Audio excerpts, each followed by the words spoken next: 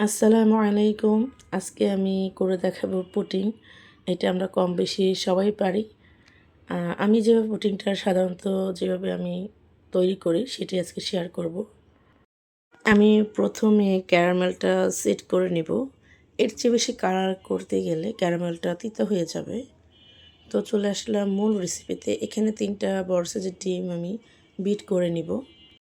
আমি কিন্তু এখানে চিনি মিক্স করব না। চিনিটা আমি যেই মিল্কটা আমি জাল করে নিয়েছিলাম, সেখানে আমি পরিমাণ মতো চিনি, ১ চিমটি লবণ আর ৩টা এলাচ দিয়ে আমি দুধটা জাল করে নিয়েছিলাম।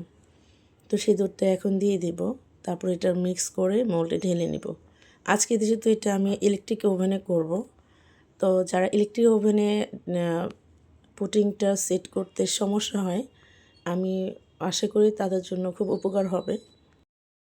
ইলেকট্রিক ওভেনে যেহেতু আমি পুডিংটা সেট করব, সেজন্য আগে থেকেই আপ ডাউন হিট অন করে ১০ মিনিটের জন্য আমি ওভেনটা হিট করে নিয়েছি। যেহেতু এটা আমি ইলেকট্রিক ওভেনে বেক করে নেব, ইলেকট্রিক ওভেনের সাথে যে ট্রে থাকে সেটা আমি ইউজ করব। সেটা প্রথমে আমি ওভেনে সেট করতে বসিয়ে দেব। তারপর আমি মোলটা বসাবো। তারপরে আমি গিয়ে ফুটন্ত গরম পানিটা ঢেলে দিব।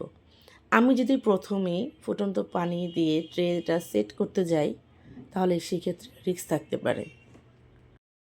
আমি এখানে ১৮০ ডিগ্রি তাপমাত্রায় ৪০ মিনিটের জন্য পুডিংটা বেক করে নিব।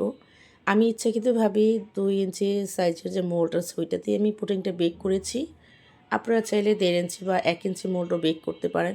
তাতে পুডিংটার হাইট উঁচু হবে, দেখতে আরও সুন্দর লাগবে। পুডিংটা খেতে কিন্তু অসাধারণ ছিল। আশা করি রেসিপিটা সবার কাছে ভালো লেগেছে। সবাই ভালো থাকবেন, সুস্থ থাকবেন। আল্লাহ হাফেজ।